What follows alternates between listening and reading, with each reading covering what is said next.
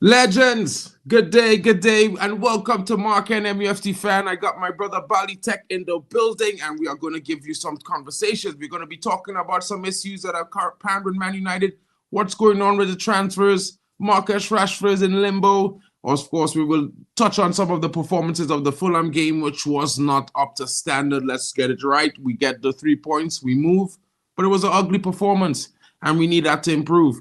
But at the same time, guys, it is what it is. It's Man United. And of course, we're going to be the most talked about team in town. And you're here on Mark and MUFC fan channel. So don't forget to smash a like and let's get into the show. Now, we're going to discuss Marcus Rashford first. Of course, you know, there are lots of reports coming out.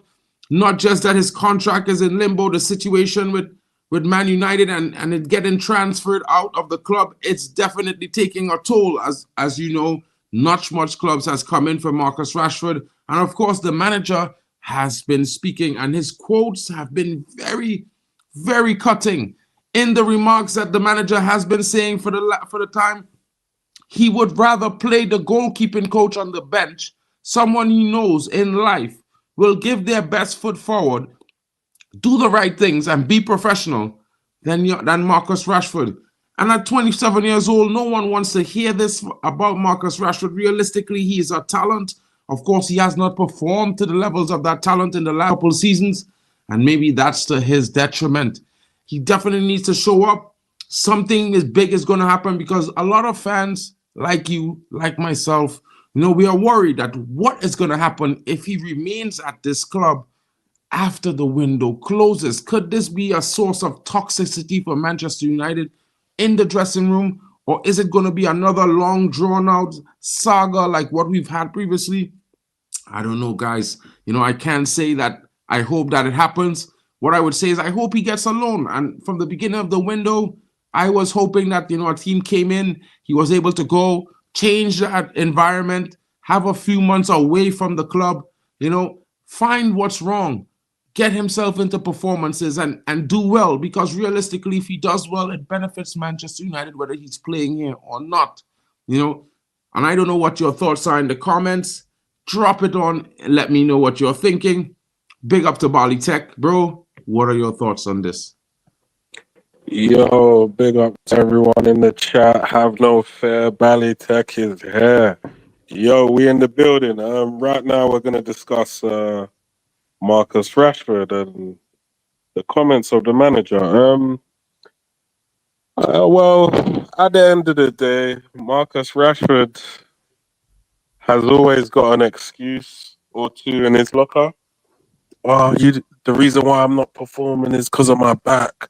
The reason why I'm not performing is because Ollie was playing me injured. The reason why this and that is happening is because something's happening in my personal life. The reason why is because my girlfriend dumped me. The reason why. Like, there's always a reason why. Yeah. Big up to Marcus Rashford.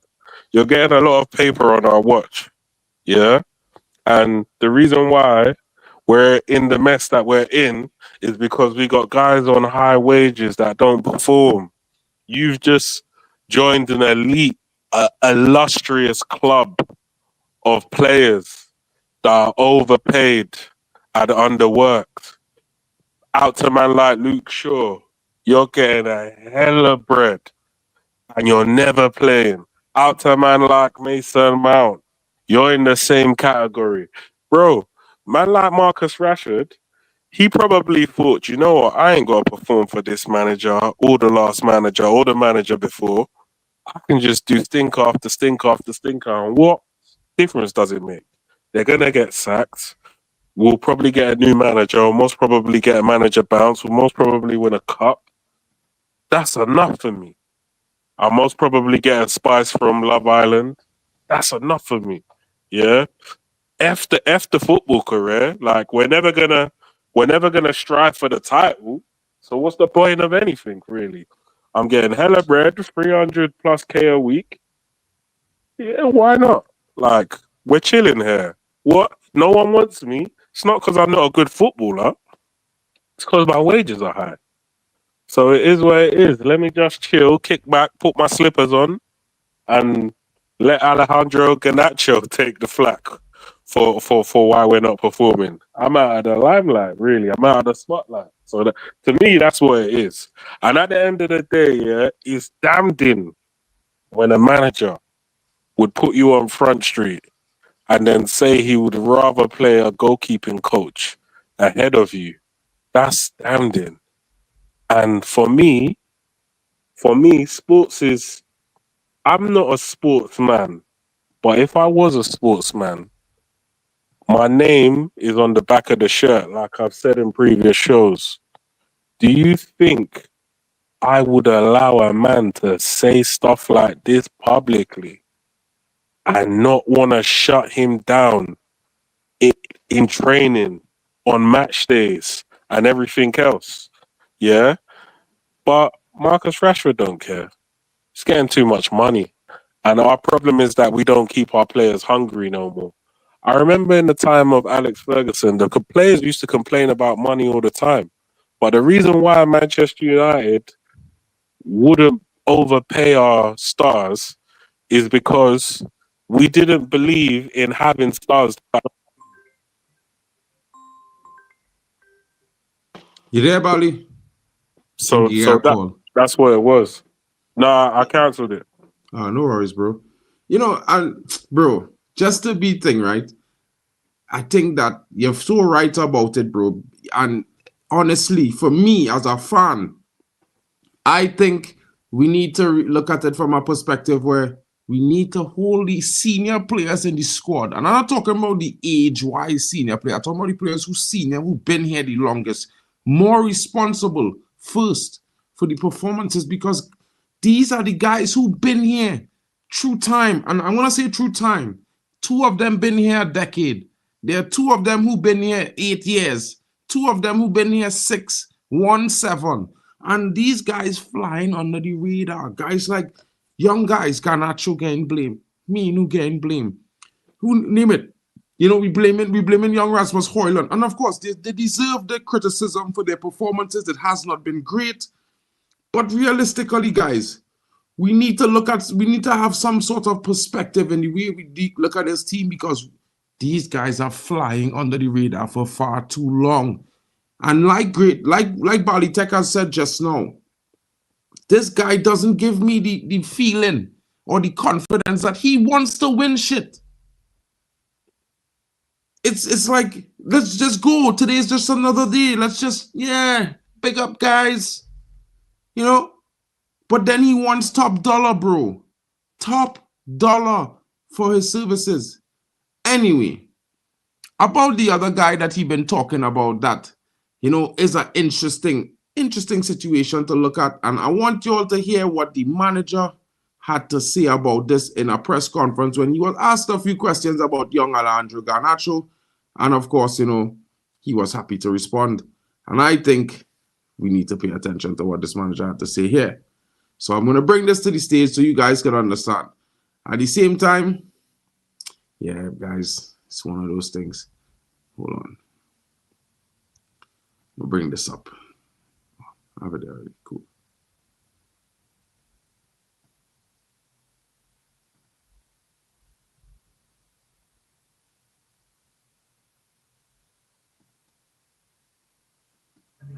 Dangerous players. Obviously, there's lots of reports about interest from Napoli and Chelsea. Is there a possibility that tonight this is last game on Trafford? Nope. I'm focused on the games, and this year, this player for Manchester United was really important for us today. Let's see the next days. I think he's improving in every aspect of the game. He was better today playing inside, also outside, changing positions. He's improving the recovering position. You can see it until 90 minutes. He's always there, recovering and helping. Sometimes showing some frustration, and that is really good because he wants more. I think he has potential to be so much better in every situation of the game. So what I can say is that he understood what I was trying to do and was really clear. I just want to help them, and but in the end, is them that do the job. So guys, hearing Amorim said that, You know, there's lots of discussions because we're going to move on from Marcus Rashford, but there's been lots of discussions about his suitability to the system and what he brings, and if he suits the manager's system and what does that entail. But, you know, I think he's been misunderstood, like the great one might have been misunderstood in some situations, you know. And to be fair, I could understand the criticism. He had not performed well for quite a few games. It was justified. But at the same time, this is what I've been asking guys and asking all of you for the last couple of times. You know, are we being a little bit too judgmental on these players too soon? Because, you know, changing our formation, having different things that they expect. Hold on, I'm gonna bring this down before I'm virgin. It's in the ethos. You know what I mean? Different things that the players are expected to do. Big up to Ricardo Pereira. It's one of those things where we have to look at it from a perspective that, yeah, that might also be a reason why they're not showing consistency or consistently good performances over the last couple of weeks. You know, there are different facets that they need to perform now as a player in this system to make it work according to what the manager is asking of them. And maybe that takes away from them doing what they used to and feeling comfortable. Not that it's an excuse on why they're performing the way they're performing, because that still doesn't explain their lack of effort and energy in most of the games. So it's just another question I would like to ask. But the next situation here is some reports that have been coming out in Germany, and I've seen it online other places now. And are Manchester United considering taking a lot of risk in losing a lot and moving on Andre Onana? We have seen his performance yesterday. It has not been the best. He did keep a clean sheet with lots of help from Toby Collier, who came in with an amazing cameo, I have to say. But Andre Onana, again, like a deer in the headlights, looking on as the ball goes past him, flat-footed, planted like a tree. And, well, I mean, he's already in the grass, so he doesn't have to move. What are your thoughts on that, my guys? We'll get into the article a little bit, but I want to hear what you guys think about Andre Onana, because for me, I was never having confidence in the guy as a shot stopper. And I kind of thinking now, maybe we should get rid. What are your thoughts, Bali Tech? Big up, Killer. I'm happy to get rid of the goalkeeper. I think, although if they said we have a limited budget, would I get rid of the goalkeeper first? Maybe not, because we still can make him compete with Bayunda. And I think Bayunda, with the form that he's showing, I think he deserves to actually be the number one right now, as it says on his shirt. Having said that, we got bigger problems in the team, like Mason Mount, like Luke Shaw, like Marcus Rashford, like Casemiro. If we're able to address all of these guys, Johnny Evans, because he doesn't seem to be favoured by the manager at all. What's the other guy's name? The Swedish guy, Lindelof. So we've got quite a few issues there. Don't get me wrong, Andre Onana is a massive problem with especially a lot of the howlers that he's been doing recently.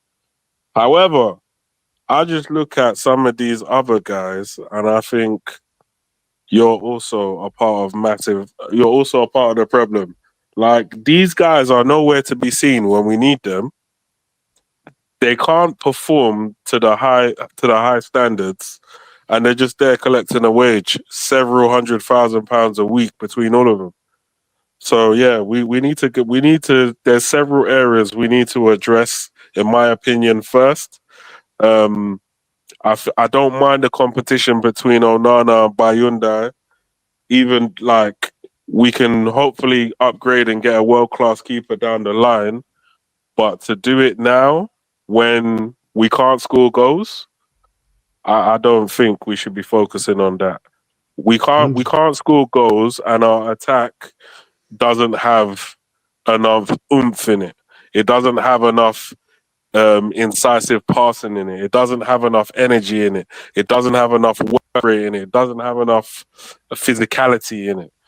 So there's a lot of areas that I'd rather address in the team first before I start tinkering with the goalkeeper. I believe between the two of them, they can fight it out for who should be number one, with the view that we will upgrade that position down the line. But we definitely have way bigger issues in this team. I'm sick of watching matches where we don't score goals, or where we don't really know where the goals are coming from, or we can't really name, or like, yeah, we're just lacking goals. We're just lacking goals. We're lacking attacking performances. It's horrible. We don't have a distinct pattern of play when it comes to getting the ball into the final third. When the ball's in the final third, I just don't think the team knows what they're doing. So 100. we need to address those things first. Another report coming out. We're gonna move across this one a little bit. Rasmus Højlund. And I've been in defense of Rasmus Højlund against my brethren Bali Tech for the last, he has been fairly criticizing Rasmus. I may have found it a little bit too much, but you know me, guys. I try not to criticize the players under 23, but that's just me. You know what I mean? May have been a little bit too in my own thinking. But at the same time, where could Rasmus Højlund apply his trade next? Is there a possibility Man United might be willing to take a loss on the striker that they have paid £64 million for? I don't know. Now, my thing is, I could hear it if they think he's not the right fit. He's been here for a season and a half, and it looks like he's been regressing this season more than he's been progressing. So it's a difficult one to say. I won't recommend that we take so many losses because there's only so much losses we can take. We are already $1 billion in debt, and we're already owing $300 million in transfers, fees that we have not paid. And to take a losses in the tune of 60 million for Rasmus or 40 million for Rasmus, added to a 45 for Anthony, another 40 or 35 for Casemiro, and the list goes on. And this just shows the bad business that United has been doing before they finally got a football structure.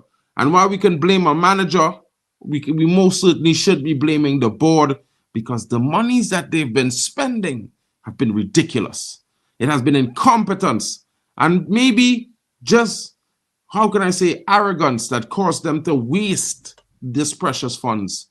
And now we're in a situation where we are sell to buy. Amorim is not being backed in the full that he should be this January. And I'm only saying in this January because it's his first window. He came in the middle of the first half of the season, and he needs some reinforcements. And we cannot allow this to fall on his shoulders. We cannot keep allowing managers to hold the blame for bad decisions of those who signed the checks. What are your thoughts on that, my bro? So we're kind of talking about price tags of players and ages, and in my opinion, if they want to take a loss on Rasmus and they think Rasmus is the guy to take the loss on, I'm here for it, because what I've seen from the kid is not what I've seen from other kids who burst onto the scene. Don't get me wrong, he's had way more game time than them. But when I first saw Danny Welbeck, as an example, burst onto the scene, he looked like a real player. He looked like somebody who has immense potential. When I seen like a lot of strikers that we've played over the years, like the way they look way better than him, even though they've literally given him the 9 shirt and said, you know what, Anthony Martial is not it. Here you go. And fair enough, it may not be his fault. That's definitely down to the fault of the club in his promotion to the first team. Maybe the 16 goals that he scored last season gassed them, and maybe they felt like they didn't need to go and sign a world-class striker above him. So maybe that's what happened. Maybe they felt like his, how can I say, his development was speeding up to the point where they will just get somebody like Xerxes to play like a support role to him. Or because I can't see how they felt like Xerxes was going to be our main man. So I'm assuming that Xerxes came to play behind Højlund, because the managers have shown that they prefer Højlund as the guy. So, and then this manager's now come in and he's shown that he prefers Højlund as the guy. Whether it's in his contract or not to be the guy or not, that's another story. Whether the club have promised his team that he's going to be favoured and we're going to continue with his development as the main nine, as an example. However, to me, the experiment is failing. Yes, I've heard Mark say already that his teammates are at fault for not passing him the ball. But for me, that's only some of the truth. Some of the other truth is that the guy is horrible when it comes to first touch. The wrestling that he does with defenders is the reason why he loses most of his duels, because of how he's doing it. He doesn't use his body weight in the correct way. And the way his overall play in general doesn't fill his teammates with confidence. And anybody who's played football, with adults, let's say, because kids, it might be different, right? But as adults, when you playing with somebody that doesn't give you confidence, for whatever reason, you just try to avoid passing to them. Yeah, it might be an unspoken thing between the team, or it might be a thing where they've just said it behind the guy's back. Yo, don't pass him the ball, and everyone's just like, yeah, don't pass him the ball, and that could also be a thing. And yeah, I could see if the team have actively said that they shouldn't pass him the ball. At the end of the day, there's no I in team. Yeah. The team doesn't accept this guy for whatever reason. Yeah, he's not gelling with the team. Now, it's easy for us to blame 10 players and say, oh, these men are not passing him the ball. But I think it's up to Højlund to want to improve, to want to prove them wrong and everything else. And I don't think he's going to be able to do it at Manchester United. So for all intents and purposes, it's probably best if he moves on and we can get a striker in the team that is ready to demand a performance out of his teammates, and a striker that the team can believe in.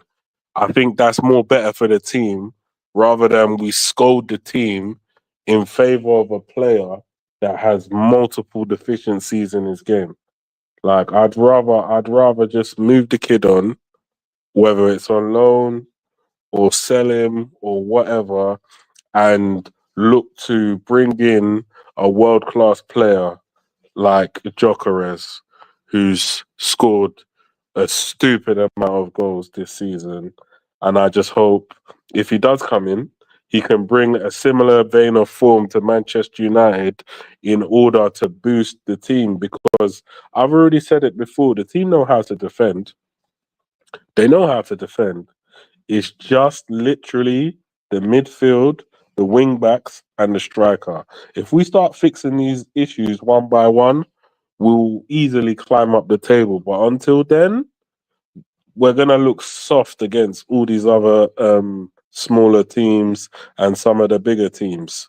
So yeah, big up to everyone in the chat. Let's get it.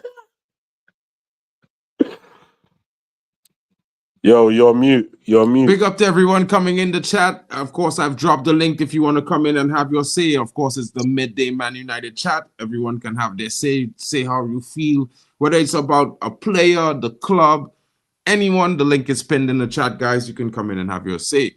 Now, interesting enough, there are lots of reports coming in of interest of Man United. Of course, you know, there's lots of interesting players out there, and one of these players seems to be Douglas Luiz. And guys, you know, I have been saying that, you know, we definitely need to get another midfielder who can come in and do that role when the likes of Manuel Ugarte needs to get some rest. You know, of course, there's Toby Collier. Power to the young man. He's, you know, a brilliant cameo, developing really well, in my opinion. Being given the right amount of game time, not too much to make him feel like he's too good, but just enough to make him hunger that he's not getting his chance. So every time he comes in, he shows the performances of a young player that I would say is fighting with every chance and every minute to get himself in the first team. Now, looking at Douglas Luiz, he provides that more experience finishing that position.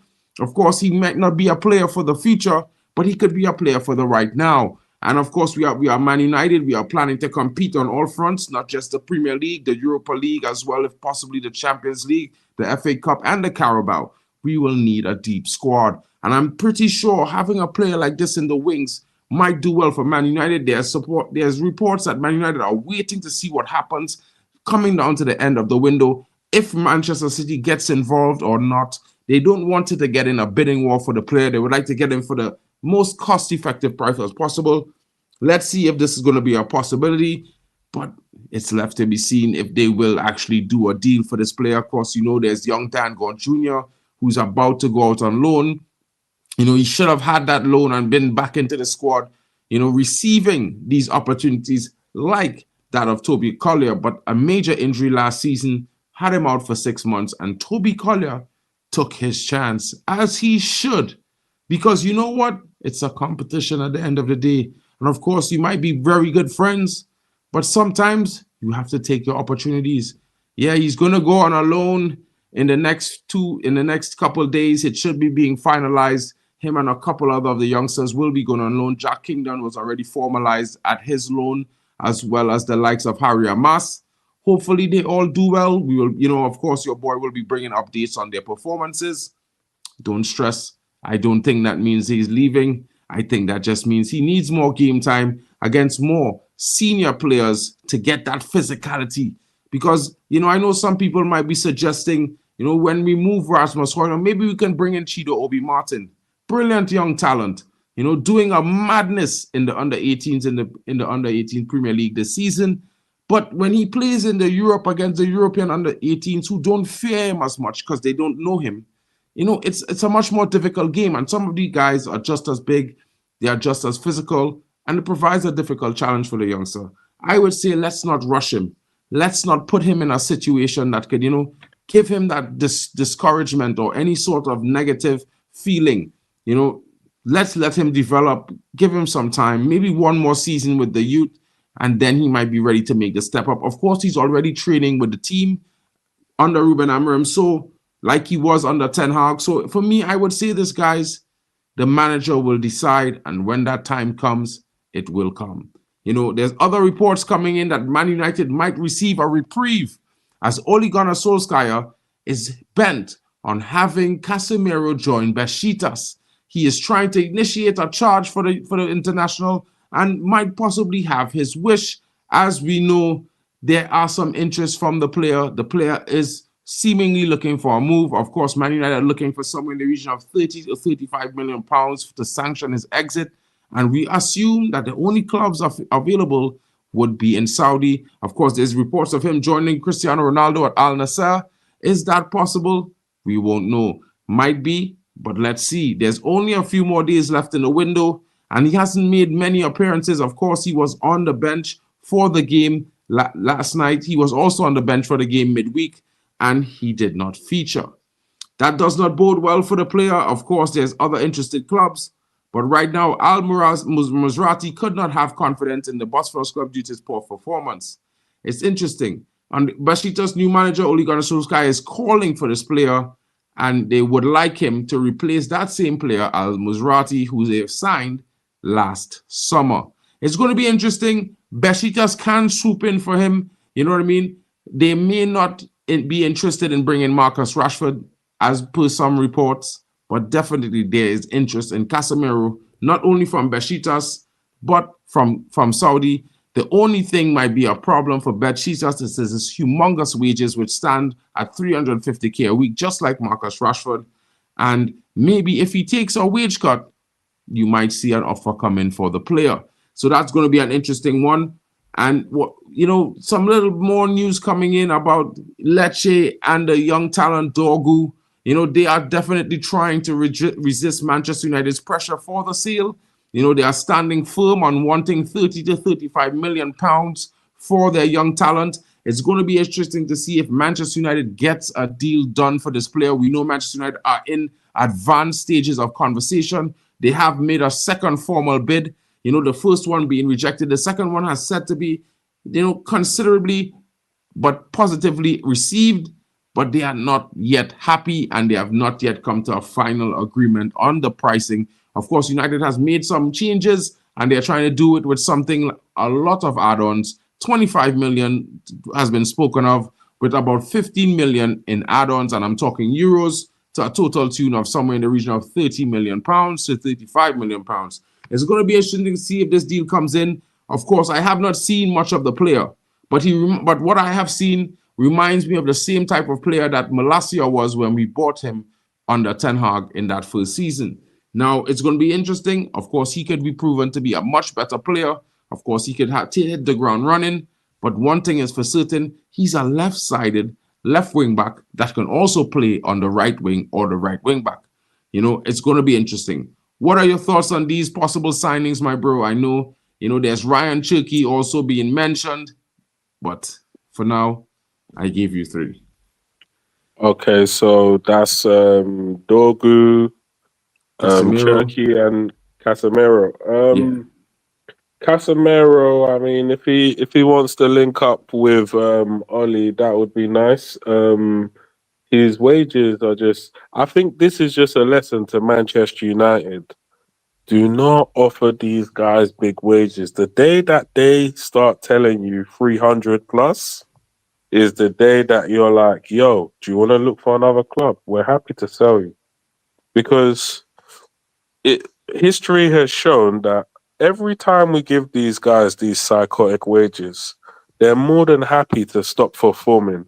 Not only are they more than happy to stop performing, they also just... it's a hindrance when it comes to moving these guys on. Like, in my opinion, even if you want to give a man 300k because he's performed well, you shouldn't even be reeing up for more than a year. Like, you give him a year, maybe 2 years, and then see how it goes with an option maybe. Because all these mad wages, like, it doesn't help us when it comes to moving these guys on. In fact, nobody should be on high wages. Nobody. And even if they deserve it, we need to find a way of finessing them to be like, oh, yeah, but Man United, we can't really afford this, and give them slightly under what is ridiculously high. Because at the end of the day, it's Manchester United Football Club. It's not, we're going to make you rich beyond your wildest dreams football club. But moving on, Lecce and Drogu. Like I said before, this is a development player, a player that we have to develop. So he's not going to be the finished article, which to me is disappointing because Manchester United keep on getting development strikers, development defenders, development. Now we're getting development wing backs.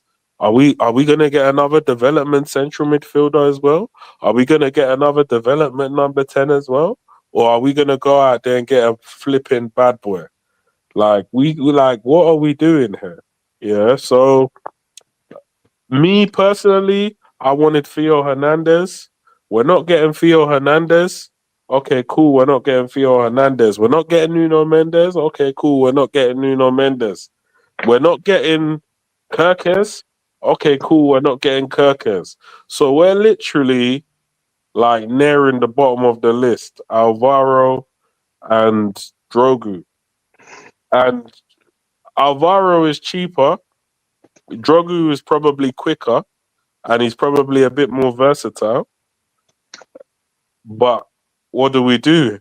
It's literally stuck between a rock and a hard place in terms of in terms of what to do. But I think for whatever reason, either Almarin or the club, one or the other, they're insisting that they get Drogu. Somebody is pushing hard for Drogu in the club. So I don't know whether that's got something to do with the manager or it's a club thing. But somebody is pushing hard for him. So if the club want him that badly and they're willing to pay near to 40 million euros or whatever it is, then cool. Pay the money and let's move on to the next thing. Yeah. But I will be critiquing him as if he's got the shirt should he come. Because I am not playing with these players no more. I don't care about development and all of this other stuff if they're giving you the shirt. That is it. We keep on giving guys the shirt that are not ready for the glitz and glam, not ready for the limelight, not ready for the 76,000 that turn up at Old Trafford. These men are not ready for the millions of followers online that will give them that harsh criticism if they see multiple performances where they haven't played well. So, Manchester United, this club, the shirt is heavy. And if you are not ready for that, please don't come to this club because this club will swallow you up, take away your confidence, and make your wifey dump you. It's very simple. Thank you. I can't begin with you right now on this, bro. Yo, big up to Ray Carl Jr. in the building. What's good, my bro? How are you doing? How are you, my bro? What's good? Better. Doing much better on today. Feeling a bit more relaxed from the Fulham win. Yeah, man. As I was saying in some of your group chats, man, yesterday I know a lot of fans are like, didn't like the style of football and blah blah blah and all that sort of thing. But I always said to you, listen, Amon's got to do what he's got to do, man, because we were 14th place heading into that match, and you could tell from about 10 minutes we play survival football here, and I thought, well, Fulham ain't losing a lot of games at home. I'll rather take an eke out win than going down, losing that match, because you could tell that the table pressure is playing with these boys. You could tell that the way that they not the iffy on the ball, and it's because of watching the table. As anybody who played professional sports or even amateur sports or even any sport, once you're in a situation where you've got probably relegation involved in it, you're looking at that table, and you're just going to go, you know what, guys, let's just keep it tight and get out of there and live another day. And I think that's what's happening with this team. Because you can just tell, guys are just not really supporting each other good on the pitch. One will pass the ball. There's no slick 1-2s. Teams are squeezing us. Guys are like, pass the ball, and he's jittering. You can see Onana trying to pass the ball, but he's better not pass that. Then he'll do a long ball, and then you can see guys are like receiving the ball, and they're just like, oh, let's get rid of it really quick, like it's some sort of hot potato. And you can even see it in our forward play. The passing the ball to the both Rasmus and Zirks. They're snatching at it. They'll bounce off them. So that really is all to do with table pressure. And I think one thing I'm going to keep drumming into us, and I think we're missing out here, is that we don't train. He's saying that we're not training, and I think we're not training. I think what we're doing is just selecting a group of players. He might be talking to them, and trying to point them where to go and what to do. But I don't think they're actually training, because when I watched the game yesterday, I see people passing the ball, but they're moving a different way, and the ball is like going the other way, and you're just thinking to yourself, yeah, they're not training on the pitch because our moves are out of sync. Hoyland will have the ball, and he's looking for somebody, and he's actually the person's actually behind the ball or in front of the ball, and when Hoyland's passing it, the person's not there. And the same thing with Delort. It's not just Hoyland; it's everybody. Dilo, he's passing the ball in the midfield to nobody. And I saw it again with Garnacho as well. Garnacho gets the ball, Ahmed's going a different direction, and Garnacho's passing it somewhere else. So yeah, there is not a lot of cohesion in this team at the moment. And I believe as we go along in the season, maybe when we play less games, I think there will be a bit more cohesion in the side, and then we can have to truly see what we are like as a team in February, May, and then we can actually see which players will actually fit this system. Because at the moment, I just don't think we're training enough on the pitch and being a cohesive team. And then we can actually look at what strikers we need. Because I think we're going to buy this Doku guy. I know H was saying he's a development player, but at the moment, when you are 12 and they say you ain't got all this money, you're not going to get bad boys. You're going to get guys like Doku, and you've got to turn them into bad boys. And that's what we've got to do, because even if Zirku's coming, would he be coming because we're 12, or would he be coming because of Amorim?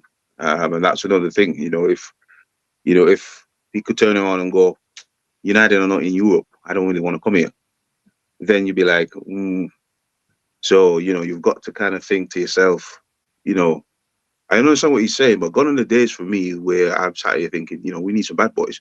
I'm just sat here now thinking that we need, first of all, talented footballers, which Joku is, which all the young players while we're playing, what we're buying are, and we need to turn them into world beaters. You know what I mean? Because we've been down this ready-made. This is why we've got no money, because we've been down the ready-made route. We're buying in Cavani's, buying in this, buying in that, and these boys don't last long enough for us to be winning stuff to get back to the prestige of being a Manchester United football club. You know what I mean? They spend 2 or 3 years here at the end of the career, then they're gone. Then be like, okay, we need younger players. The younger players get snatched up by the likes of Brighton, Bournemouth. Look very good in that team. And then, what about Kluivert? We want Kluivert. And the Bournemouth goes, hang on, 80 million, 90 million. Oh. And we're like, well, we just, and then we spend money on him because he wants to make the move up and get a higher wage. And then we're like, oh, he's not really performing the way he did in when he was at Bournemouth. So, we need to go down a sensible route and, get Doku in, and then probably get a seasoned veteran that's cheap, where he can nurture, a leader on the pitch. That's what we need to do. But yeah, that's my thoughts. Big up, Cheers, guys. big up, bro. Before I bring in Rasta Socks and give his opinion, I wanted to go through some more interesting stuff that coming in, because you know what? We talk about players, we talk about other interesting things, but there's some interesting news coming out recently today. One of those interesting news is the update on the new stadium. Manchester United giving a boost as the government decides to back the new regeneration project of Old Trafford. And while many fans might, clap this and say Sir Jim has been doing a great job, let me remind you that this means that the UK government is going to sponsor the build of our stadium in part. And, he's not doing this himself. And it's going to come at more cost to the fans with the pricing of a ticket increase, which probably might be natural in some cases and might be a business situation regardless of cost of, and demand, supply and demand, or whatever you want to call it. But realistically, this is a good situation for us because, Old Trafford currently, it's crumbling in more ways than one. And actuality, in reality, there's lots of different reports of rusting places, leakages as well, poor facilitations in some cases, and as well as, we having food issues and health risks at the club being announced in the recent few months. Now, With this upgrade coming in, it described as a once in a lifetime opportunity by the CEO Omar Barada. As the UK Treasury statement on Saturday evening, the Chancellor Rachel Greaves saying she's championing the Old Trafford project as a shining example of the government's plan to promote economic growth.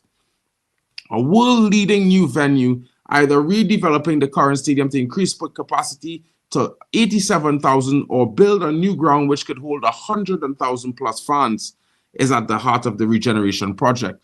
The delivery of a world-class stadium couldn't be the catalyst for major regeneration in an area of Greater Manchester which requires new investment to thrive again. Barada said in a statement published, "We cannot achieve the wider aim on our own, which is why we welcome the announcement by the Chancellor and the ongoing support of the Mayor of Greater Manchester, Andy Burnham, and the Trafford Council. If we work together, this once-in-a-lifetime opportunity will create a landmark project around Old Trafford, and the whole region can be proud of it. While United will take responsibility for the stadium development, support from public bodies would be needed to unlock the wider regeneration opportunity. This would include improved transport infrastructure and housing around Old Trafford." Burnham said, "With our developed powers, we are mobilizing the whole Greater Manchester system to lock in growth for the next decade and reap rewards as our city region in the UK PLC.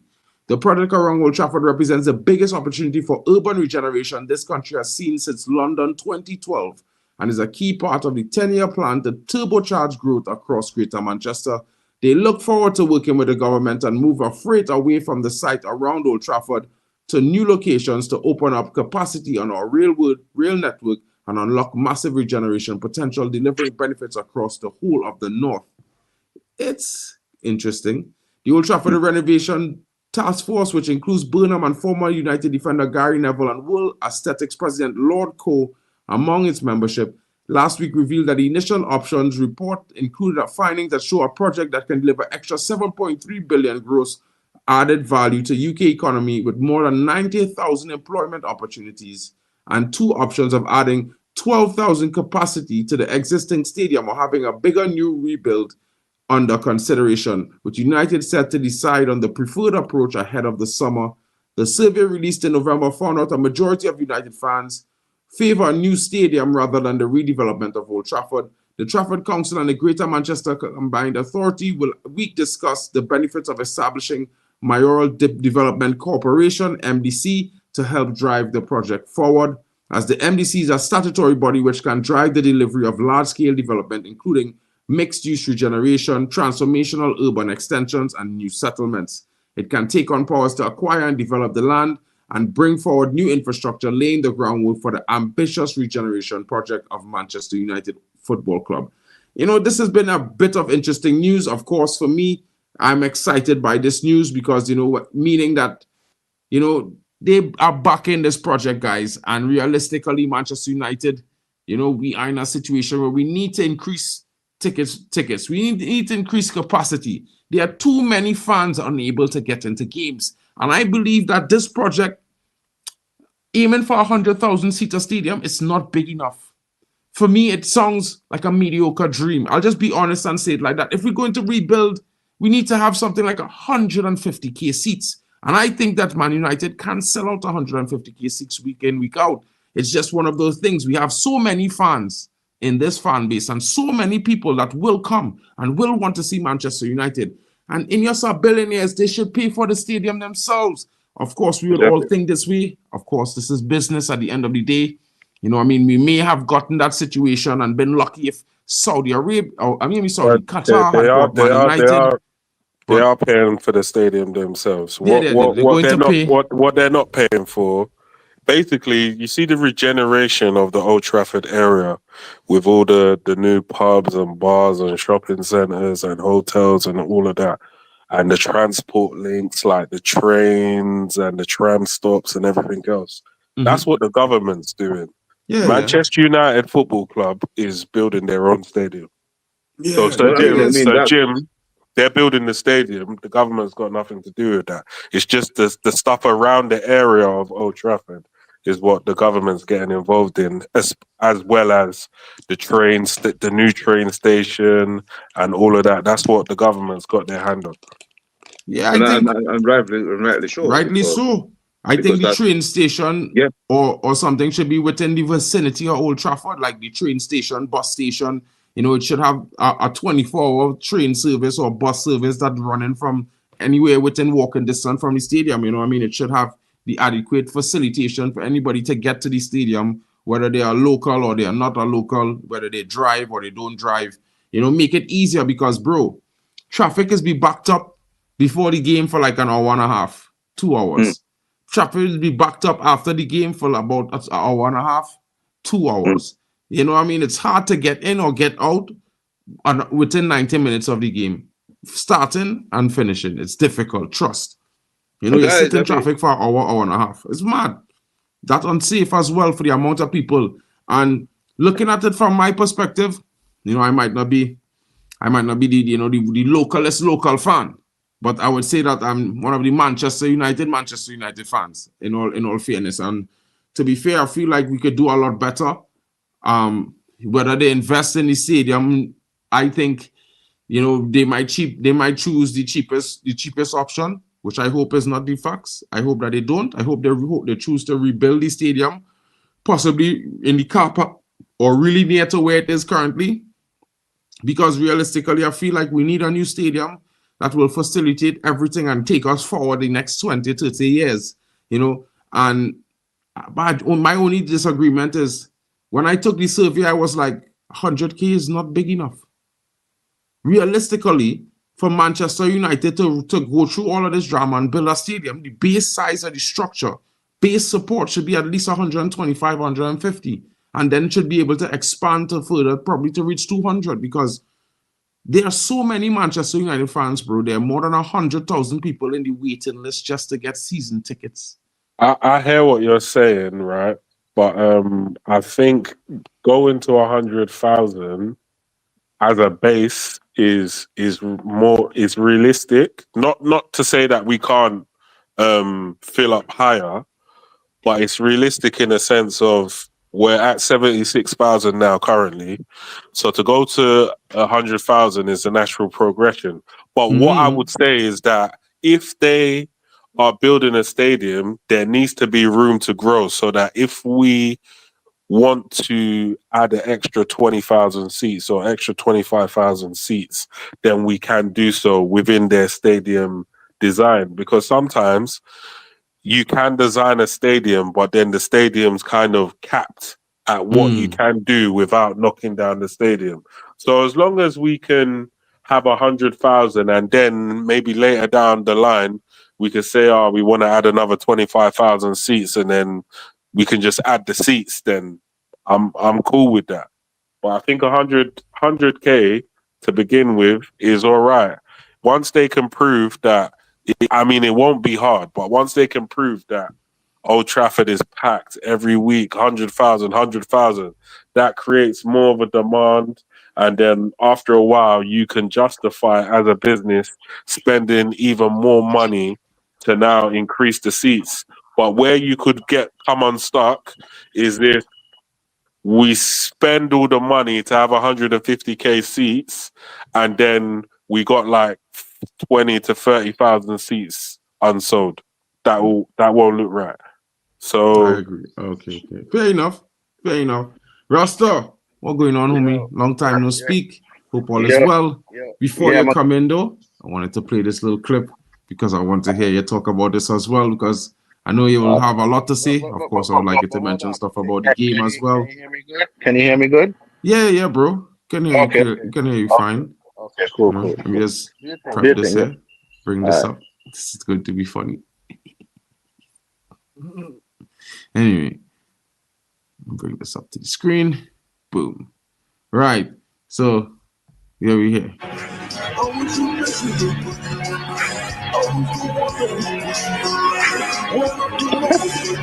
I learned from the first one because in the first situation he killed me and then I killed him back.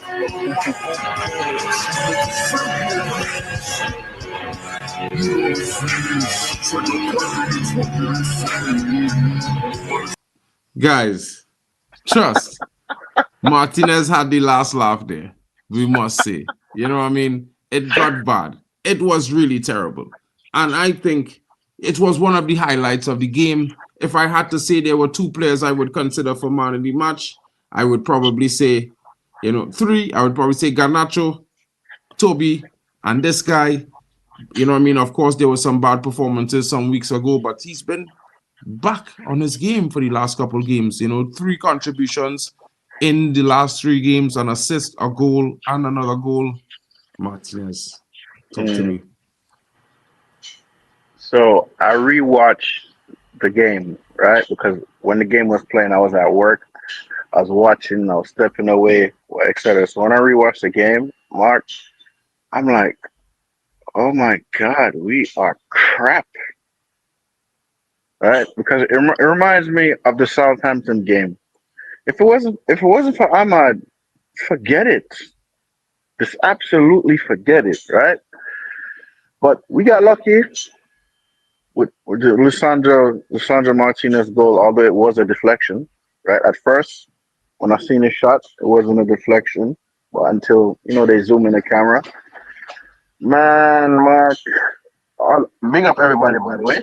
All I gotta say, man, listen, I'll take the 3 points, but like, man, we need improvement because if we ever want to climb this table, because I don't see us getting relegation. I don't see us being relegated. But if we want to lift a trophy, and the only trophy I want us to see us lift is the Europa League. And if we're gonna play like that, man, we're not ready. We're absolutely not ready, man. Like we're not. Like because they're just gonna chef us up. Like, and if it wasn't for Lisandro Martinez pass to Bruno against Rangers, we wouldn't get qualified for the automatic round of 16. We would have been qualified. We would have been in 7th. In 7th, yeah. So you was at that game, right, Mark? Yeah, I was at the game. So let me ask you a question. What was your honest? Tell me the atmosphere. Bro, the atmosphere in United Stadium, bro, is 100% rocking, no matter what. Of course, what I could say is after the first 15, 20 minutes, they weren't happy. They were not happy. You know what I mean? But understand, the fans in the stadium look at it like this. Amorim just came in 2 months ago. The players might have been more consistent, continuing playing our 4-3-3 system. We might have been seeing more consistency, what you guys have been asking for. So they understand that we're not going to get that, but we have to get results. We have to get the points. Yeah. So the fans singing Rúben Amorim name the entire game, bro. 90 minutes. Right? 90 minutes. They sing Rúben Amorim from the beginning to the 90th minute.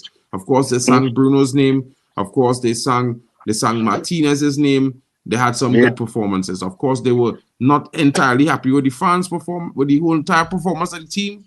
A lot of them was like, bro, it's not looking too good. But it is where we are right now. So, yeah, in the stadium, bro, it might be an inaccurate representation of how all the fans truly feel. But it's an accurate representation of the belief that, things will get better and the manager will get things going on the right track. So I remember, like, in the beginning of the season, Mark, I think me agreed that we'll give our former manager X amount of games, right? I think we agreed on that, and I would say if we wanted this Rúben Amorim we have now in the summertime, we should have just got rid of Ten Hag. Right there in the summer. To me, that was Ineos' first mistake they made. It's like, if you guys know you wanted him sacked, why give him a contract extension? So that was money wasted right there, right? And you sack him. You flew over to Portugal. Tell him it's now or never. He's coming in, doing the best that he can, and I'm gonna give this manager time because I'm like, you know what? Listen, it's only fair. You got to give a person time because what's going on right now is not necessarily his fault. So me being saying that, Mark, how much time would you give our new manager? Right, give him his entire contract, 3 seasons before I start talking about it. Because for me, I just say it like this: I feel like in one instance, 2 years is not really enough, because for the 4 or 5 managers before we had Eric, I always felt that we was either on the cusp of actually changing before we sack him, but the results was so bad that we couldn't accept it, you know. And with Ten Hag, I even more confident that it was too soon, especially when you finally back him with players they should have backed him the summer before, because they didn't really give him any profiles to work with, and then we had an injury crisis.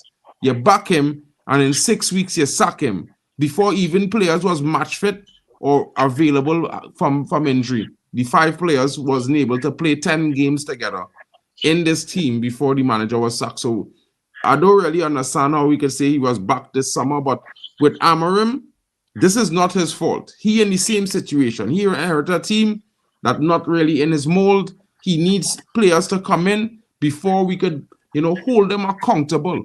Because realistically, he's trying to convert a lot of players who some might fit his system, some might be able to adapt to his system, and others who probably not are either not capable, incapable, or can't be asked. And that's not his fault. So I want to give him all the time in the world before I really say, listen, let me go another route. Because basically right now we're turning into a soccer manager club. And it's not getting us anywhere, bro. In fact, it's making us worse. So Mark, on that notion, right? What he's doing to Rashford, bro, I'm loving every minute of it, bro. I am loving every minute of it, because when Rashford first came to the academy, through the academy playing, Van Gaal gave him a chance. I'm like, yeah, you okay, man? But from then I just sense, yeah, man, I just have a very off feeling about this guy. But we're gonna see how long it's gonna progress. Then they decided, oh no, you're the new number 10. No, that was a mistake. To me, bro, Rashford is the worst number 10 in our club history. The worst number 10. Like, the only thing Rashford could ever say his name, oh, I won a Europa League. That's the only thing he ever did for the club. Lastly, he feels like he's the hottest thing that's walking on the planet. Bro, no, you're not. No, you're not. Right? And even if they say they want to sell Garnacho, Chelsea want to buy Garnacho, right? Yeah, just send us Cole Palmer. If you want Garnacho, send us Cole Palmer, if that's the case. Right? But I'm just going to give this manager as much time as he needs, because I have friends that are Sporting Lisbon fans, and they educated me and tell me, bro, some of the players you have in your squad, I'm telling you this now, it will not last in Portugal. He will make sure that. And this is what our club needs, man. Like, I gave props to Jose, and gave props to Ali for keeping us up, or whatever. But at the same time, were they really disciplining players like how we seen some players getting disciplined? Not really. No. Right? Mark. 100%. Yeah, Mark. 100%, bro. Mark, we have so not to cut you. Not to cut you. We have players like Lindelof, Luke Shaw, Trashmount. You feel me? Why are they still here, bro? Why are they still yo? Every time when Mason Mount, when Luke Shaw made a statement, oh, it hurts. Mark. I kind of watching you all on the screen there, because I'm watching the chat as well on the bigger screen right there. So. True. Mark, I was so mad, bro. I'm like, yo, so you're available for 2 games. You're gonna be out for like 3, 4, 5 months. Come again, play 2 games. Out for 3, 4, 5. Like, why is he still here? Why is he still here? Oh, but he's fit when he's ready. He's fit when he's ready. I said, bro, that's the thing. That's the thing. Players like that should be going through the door instantly. Should be. But you know, Mark, I'm just a fan. I don't own the club, but I'm just a fan. I'm just stating my opinion, bro, because like even with Victor Lind, even with Lindelof, all of a sudden you got injured when you heard you about to they want to sell you, you get injured. Come on, man. It is what it is, bro.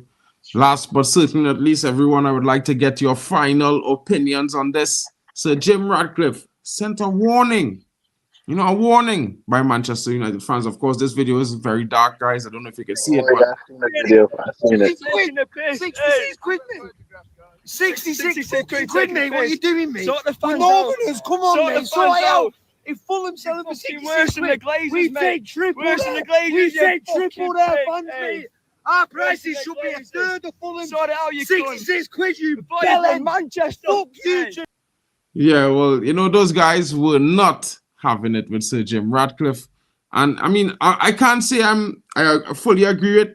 Big up to Stephanie Griffith in the building. I can't say I fully agree with them or I fully disagree with them. But what I would say is I could understand that the prices of tickets might need to increase. However, one thing I would say, I, as an adult, should not pay the same price for my child to go a football game, especially when we have set precedents for young kids having a certain price for their tickets and adults having certain price. Now, even so, if you want to increase the prices, that's fine and fair. And maybe from 30 pounds, it could go up to 40 pounds. Maybe if it was 25 pounds, it could go up to 40 pounds.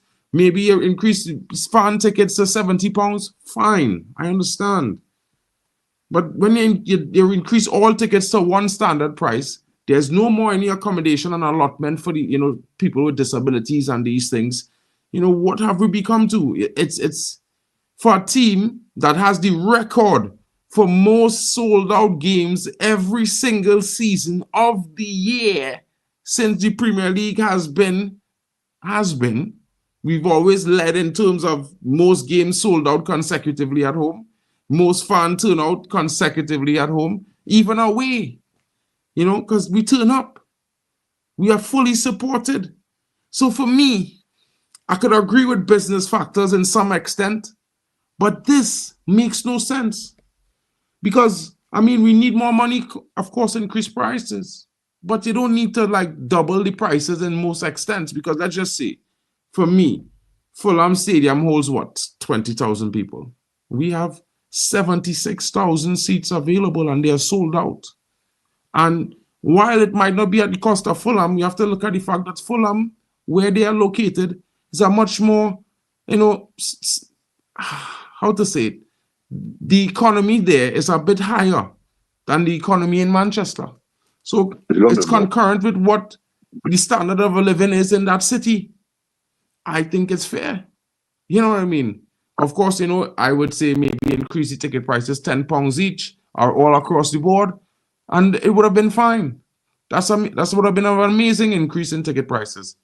But what they do, a little bit disappointed. And to be fair, guys, I feel like when you invest in something that has the magnitude of the size of Man United, it has a certain sense of propriety that you must have as that investor.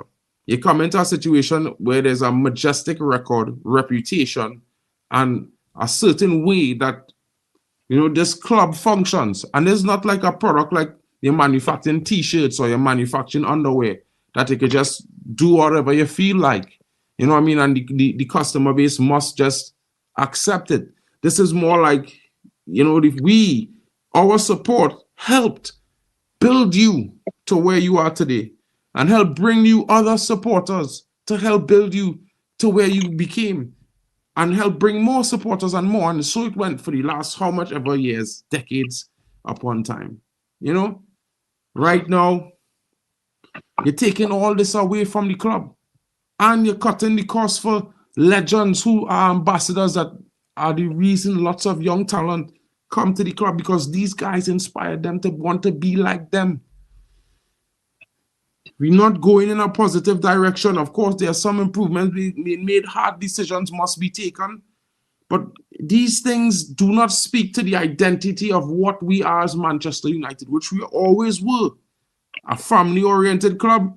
And when I say a family-oriented club, you know, families have edgy characters. They have the loving characters. They have kids. They have parents. You know, they have negative uncles. You know what I mean? They have over-positive brothers and sisters. It's an interesting situation, and you need to keep that multicultural, multifaceted situation going. It can't be horses for courses and just another, how should I put it, you know, just another average thing. It's not what we do here. It's not what we do at Manchester United, guys. And that is disappointing. Final words, guys. Start with Rasta, Ray, and then, of course, Bali, you close up. I don't say much. He's lucky that none of the fans did anything to them when he rolled down the window. He's real lucky. Like that man is lucky. And he talks about, oh, you want to take a picture? I'm like, huh? You want to take a picture? Man, listen. Big up Maria McConnell in the building. Big up to Ron Farrell as well. He should tread cautiously on what he's doing, because if you get on the sides on the fans and they start protesting, yeah, that's gonna cause problems. Sorry for the background noise. I'm in the cafeteria at work, boys. He just gotta tread cautiously, man. That's all I'm gonna say. But tread very cautiously. Big up, broski. Thanks for coming in today. Hope you're back again when we have the next call-in show. Hopefully that will be tomorrow, and I will see you there, my brother. Thank you so much. Big up to Ray Carl. Bro, what are your thoughts? My thoughts is he's typically a Londoner, innit? Been in Chelsea so long, thinking that, I can raise London prices for the north. But you don't realize this isn't people in the north. We're not as rich as people in the south, because we don't live in London and getting London prices. You know what I mean? He must realize that, you know, a lot of people that come to Manchester United are Manchester United born or living in the north, where salaries are less, things are less. Yeah, I mean, he was trying to say, oh, Fulham charges. Well, Fulham is probably one of the richest places. Fulham, Chelsea, all those places are full of bloody money, because it's London. London, you know, they're not cheap places or part of London. You know, Fulham is an expensive place to go. Chelsea, he was a Chelsea season ticket holder. Chelsea is an expensive place to go. That you put the prices up in Chelsea, and they don't seem to, you know, they're not going to be bothered, because, you know, they're living in a very affluential part of the of England. But he's coming to the north, cutting people and putting up people's prices in the middle of the season as well, where you would have thought, okay, I will get a £40 ticket. But then after that, straight away he comes in. Now I've got to pay £66. Then I've got to go pay train. Then I've got to pay a parking ticket. Then I've got to pay food. Then, you know what I mean?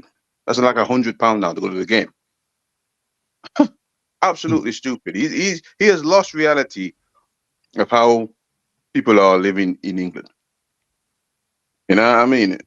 He should be. I don't mind if he said, okay, at the end of the season you might be paying a little bit more, but in the middle of the season, you know what I mean? Those fans are right to be angry, and he's going to roll down. Oh, do you want a photograph? No, we don't want a photograph. We want to understand why you're raising tickets, and then you're saying that you might even do it even more next season. So yeah, man, I'm not with this guy. It's not with this guy at the moment. You know, one of the worst things you can do when you buy a club is go and say, all right, we're raising ticket prices to a crazy price and cutting people's work things. I mean, you know, bro, I don't know. I don't know, but for me, I would never want to wish for all fans who live in London to pay the same prices I pay to go to games when I go to games. If I work it out on a game-by-game basis, because I get a discount, I wouldn't be afraid to say that. When I buy my tickets in bulk, I get a discount for my tickets about 20%. You know, so that make it really good for me, because that 20% now, is like half the cost of my travel and expenses to get to book a flight. Because again, I book all the flights in a group. Like I check up a calendar for all the dates and all the games I want to go to, and I book flights on all those games. One total bill. I get a discount, and it works out. And what it works out to me is about £150 a game. You know what I mean? For all expenses. You know, ticket, food, drink, flight, traveling expenses to take a Uber. And I won't wish that on anybody, guys. Being real. And if the average fan might have to pay something like that to go to a Man United game, that's difficult. That's difficult, guys. And this time is not one of those times where, you know, the economy is not booming. Inflation is high. And at the end of the day, you know, people could say, well, who could afford it will go. This is where we will start to go away from the heart of what this club was founded upon. And whether or not I could be a content creator or not, but I will speak the truth on certain things, because, well, listen, traditions, some things must never die, and some things must always be honored and respected. And you know, you must have class. United is a classy environment. You know, we're edgy characters. We are not the nicest guys on the planet or people. You know, we are generally the most pleasant until you mess with us, and then you see, you know, I mean, what United fans are made of. These guys don't need to do that right now, because it will be a different tirade coming from a global fan base. Because I think everyone is suddenly and starting to seemingly come together worldwide, slowly but surely, and the voice will become louder. They need to pay attention. Big up to you, my bro. Hopefully, we are not talking about this situation in actuality in any time soon, and we will be talking about the situation getting better. That's what I hope. Big up to you, Rikal. Catch you back a little bit later. Yep. Bali, your thoughts, my bro? Great win for the Windies. You know it. Yeah. Yeah, big up everyone in the chat. Okay, cool. In regards to the Jim Radcliffe incident, well, before he came into the club, I wanted a full sale. I didn't buy into the xenophobic rhetoric that we needed Jim Radcliffe because he's a fan of the club and he's from Manchester and he's going to put the Manchester into Manchester and he wanted to create the Wembley of the North and all of these ideas. And the funny thing is, all the top Reds bought into this. Yeah, Jim Radcliffe. Yeah, he's from Fellsworth, Manchester. Yeah. Loving it all. We don't want the oil money around here. They started to be xenophobic. Okay, cool. We get Jim Radcliffe, even though Jim Radcliffe, his situation ain't that great either. But okay, cool. He's owned football clubs before, blah, blah, blah, blah, blah. Cool. So he starts to come into Manchester. The first error that he decided to do was to keep the Glazers. People are like, oh, yeah, well, he's going to get rid of them over time and da-da-da-da-da-da. All right, cool. He's going to get rid of them over time. Then he started sacking all the locals. Then he started doing funny things with not trying to pay for staff's tickets to go watch the FA Cup final, or not trying to pay for the charities, or doing something funny with the disabled section, like getting rid of the investment there. Then they stopped Alex Ferguson's money. Then they stopped the Busby Babes family's money. Then they started doing all different types of little intricate moves so they can claw back some money. And I've watched this systematic destroying of Manchester United's history, along with all the new changes that they're trying to do with the regeneration of the area and everything else. Okay, cool, yes. They're saying 90,000 jobs. Don't know how long them jobs are going to be there for, but they're saying 90,000 jobs they're going to bring to the area. But what a lot of people don't understand is they are out pricing the locals of Manchester. The locals of Manchester, if they're complaining about the ticket prices now, imagine what the ticket prices are going to be when that new stadium's built. Like, imagine what the prices are going to be then. It's no skin off my nose because I live in London. I've been playing London prices. So it's no skin off my nose, but the local fan in Manchester it's not going to sit well with them on a basis that there's a reason why the average Mancunian will come to London once in a blue moon. They're not trying to come here every Saturday and Sunday. There's a reason why. Bro, it's If you're coming, £80 for a train ticket to London, King. that's like half a that. That's a lot of money. Like that's a lot of money for people to. So the idea that people are going to be spending London prices every time they want to watch Manchester United, and this is the start of the price hike. Remember, we haven't got a new stadium yet. We haven't built all the new hotels and everything else around that area yet. A lot of people ain't going to be able to afford any of the homes in that area or any of the price hikes or anything. A lot of people ain't going to be able to afford this new standard of living that Sir Jim has planned for Manchester. Like so when he's saying about putting Manchester into Manchester, nah, he's putting London into Manchester. He's making the Wembley of the North in Manchester. So economically, for the local man, that doesn't make any sense. But for a businessman, it makes a lot of sense. If that makes any sense. Mm-hmm. So for all the foreign fans that will fly in from China, from the Caribbean, from America, and all these other places, India, well, for all these people that are ready to fly down, they will fly down. But it will obviously be at the expense of the local Mancunians because a lot of them ain't going to be able to afford to constantly go to games and have season tickets and everything else. So I do honestly, sincerely feel bad for the locals because I can't imagine them bringing some prices from another country and enforcing it on London in a thing that I like to frequent at, and I can no longer afford to go there. I'd literally be tearing out my hair. So, yeah.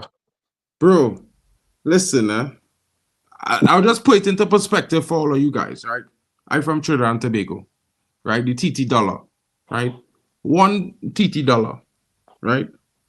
Guess how much pounds is a TT dollar? Guess. A TT dollar, right? Yeah. So We're not talking £10? of, it's not even a full dollar in pounds, but we're talking cents. So guess how much cents a TT dollar is in pounds? Oh, cents. Oh, 10p? 10p. So 10p is a TT dollar. Could be less in some cases, depending on the price. It could go as low as probably 7p for a TT dollar. 7p. Not 70p, you know. 7p. So imagine I paying £100. That's like 1,200, 1,300 TT dollars to spend £100. Now think about it as that is the price, and in terms of translation from London to the furthest country, furthest city in the north. It might not be as drastic, but that is the comparison that we're drawing right here right now. Because in London, our guy might, let me say, for something he might spend £5 for. In the north, you might spend £2.50. It's bro, it's difficult. It's difficult, bro. And you know, this is the difficulty when you go into business and you have to deal with business and so on, so by so. And this is why so many football clubs are not hugely wealthy, because of where they are located. They have their own circumstances. And this is just a part to show about it. You know, these guys, you know what I mean? I'm broke and I can't, but until it's right for you, man, I'd never step into OT.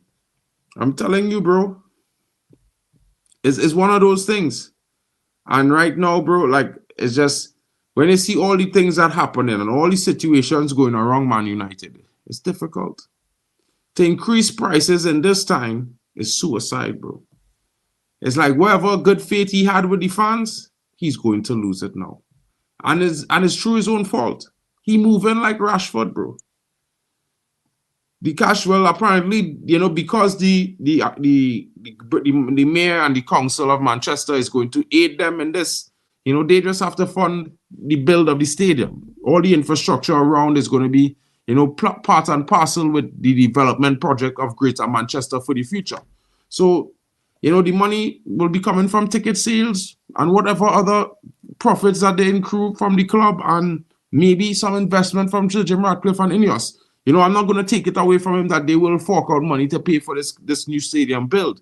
But, you know what I mean? I just think that some of the business decisions that they are being made could have been avoided. They could have done it differently. You know, it would have made, this is a too close in relationship a type of business with the terms of the supply and the demand, that, you know, you can't operate it in a sense of like manufacture and sales. That's how we move in. It's like, whatever price I increase manufacture to, well, there's the price I have to buy it at. You know what I mean? That makes no sense. Well, as far as I'm concerned, the way I look at it is, people were finessed, right? We were finessed in a sense of we had a rich, wealthy state that said, do you know what? I'm a Manchester United supporter, i.e. Sheikh Jassim. I'm a Manchester United supporter. I want to set up something called the 92 Foundation, which is a nod to the class of 92. I want to clear your debt, build a new stadium, and bring world-class talent to Manchester United in order for us to compete on the pitch. Then you get another guy who's saying he wants to put the Manchester into Manchester, and people lost their mind. Yeah, we want Sir Jim. We want Sir Jim. He wants to make the Wembley of the North. Big up to you, man. Big up to you, man. Because you, man, all you, man, did was see a foreign rich man and thought that this foreign rich man doesn't have our best interest at heart. Like, I don't want a foreign rich man to use Manchester United as his plaything. Okay, cool. Yeah. But if we look at all the if we look at the Arabs, yeah, that have taken over football clubs like PSG, look at the way they've ran PSG. Look at the way they've ran Man Newcastle. City, Look at the way they ran Man City. Yeah? Girona, Look at the way they ran Girona. Got Girona into the Champions League. Yeah? Look at the investment into Arsenal and teams of that nature now. Now we circle back a little bit and look at what Jim Radcliffe has done to Nice. He's doing up Nice settings at Manchester United. Yeah. Whilst trying to put the Manchester into Manchester and making Manchester the Wembley of the North. So when you're coming to Manchester United, you're coming to London's Wembley. Yeah. But in Manchester. So if you're a local lad and you wouldn't just normally come to London, you'd come to, it's not that you can't come to London, but you'll come to London every now and then. You're not trying to come to London every Saturday, Sunday, Thursday nights, and all of this. You're not trying to do that because it's going to cost a lot of money. So fair enough. You might not have to pay the high travel expenses unless you live in the north already, but your ticket price is gonna be a madness. The stuff in and around the stadium is gonna be a madness. The things, the things that they have, all the little things that they want to use to entice people to get locked into staying in that part of Manchester is gonna be pricey. In the end, you're gonna spend far too much money on the thing that you love. Your missus is gonna leave you because you ain't making enough. And that will be the end. And this will be Jim Radcliffe's fault. Remember, I told you this will be Jim Radcliffe's fault, the start of your downfall. Yeah, bro. You want to bring that Porsche settings, bro?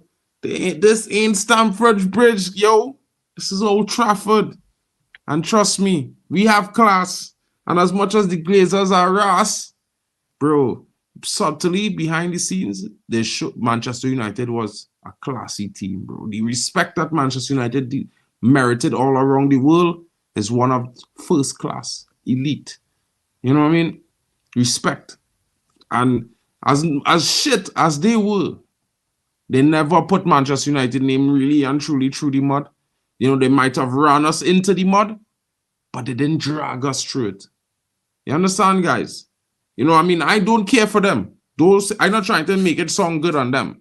But I just still saying the way they operated, it wasn't as unsavory as this guy operating right now, who's supposed to be a Manchester United fan and a billionaire at that. Like, I mean, man, them could be vexed with me for saying this, and they could say I am stupid. They could say I'm an islander with no worldly vision. But if I had 29 billion, bet your bottom dollar I was billing a new stadium out of my pocket, King. Because guess what? My whole statement to get you lot to believe in me was I bringing the Manchester back in Manchester. Not the government, not the mayor, not nobody else. I said, I am going to bring the Manchester back in Manchester. So if I have the balls, the chest, the cojones to say those words, boy, my pocket must be talking for me too, bro. And this is why I don't get with some fans who want to say, well, this is business and that is business. Of course it's business and that is business. But brother, if you worth 29 billion and you say you're going to bring the Manchester back, you can't tell me you didn't know it was going to cost you $1.2 billion to clear debt. You can't tell me it wasn't going to cost you $2 billion to build a stadium. Bro, this is why you have all these research and informations done over a period of a year while the team was going through an entry crisis. Sufferation periods. And you telling me you still buy this club knowing you don't have the money or the financial stability or power to effectively do something drastic about this in the now or within the next 2 years. Nah, bro, you taking the piss, bro. They are taking the piss with my intelligence thinking this type of shit, bro. Like, Qatar roll out a red carpet and said, yo, Mancunians, I respect you, bro. I respect your heart and your joy and your team. I want to help you. I go and build you a new stadium. I go and clear the debt.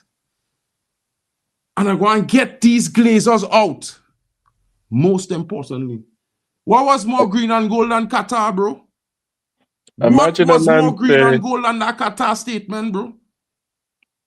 imagine a man say that I want to clear your whole debt, and the people say no.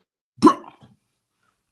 Yeah, bro, that the kind of thing that is trigger me, you know, to the point of anger, you know, bro. Like that man say you go and clear the debt. Bro, we don't have $1 billion, King. I don't have it. If I had it, bro, I give it, bro. I swear to God, bro. And then when they say, oh, we can't spend this and that because of PSR, it's because of the debt, which Jim Radcliffe initially said that he was going to clear. He said, with his own words, that he would put the debt onto Ineos's balance sheet. He would take it off Manchester United's balance sheet and put the debt on Ineos. Has he done that? No. He's literally not done any of the things that he said he was going to do. He said he said that he was gonna put world class, best in class in every vicinity of Manchester United. And has he done this? No. The guy's literally just done a full gazy on everyone. He's not done nothing that he said he was gonna do. He's not done not one thing that he said he was gonna do. So all he's done now really is he's tricked the fan base. He's kept the Glazers. He's begged the government for some assistance in order to build the project. Then, once the project gets built, the fans who live in Manchester, a lot of them won't be able to afford to benefit of any of the new stuff that has been brought to the club. And on top of that, they're going to knock down Old Trafford, the place that people could afford to go to when they was going there, all for the what? Using backing Jim Radcliffe and his fake putting the Manchester into Manchester by sacking half of Manchester. Like, the guy has literally come in, told you guys he's a Manchester United fan. These times he's a Chelsea season ticket holder. Brother. And he's fully sacked everyone. He's sacked half of Manchester. He's taken away everyone's packed lunches. He's literally treated everyone like they're less than human, and now he's pricing the whole neighborhood out of anything going forward in terms of division. Bro, we will continue this when I get back from uni. I have to go. I'm late. Class already started. So guys, love you all. Thank you for being here. It's been your boy, Mark, an MUFC fan. Of course, have no fear because Bali Tech is here as well. Big up to all of you guys joining. Big up to Maria McConnell, Stretford Elite, Lucky Singh. Big up to Jack Reacher, Rúben Amorim. Big up to you, my brothers. Big up to the Ricardos in the building as well. Big up to J United. Big up to everyone who came in and tuned in today. Big up to Joshua Pino as well, Samuel Ingram. Big up to Campos Smurf and Luan France. Big up to the great one as well. Guys, we'll be back 9 o'clock UK. We'll have a short one. There's some more to discuss. Of course, you know, your boy will bring you the latest. And if Bali's here, well, of course, guys, you know what it is. Big up to you guys, and I'll catch you later. I've got to get to class. Peace out.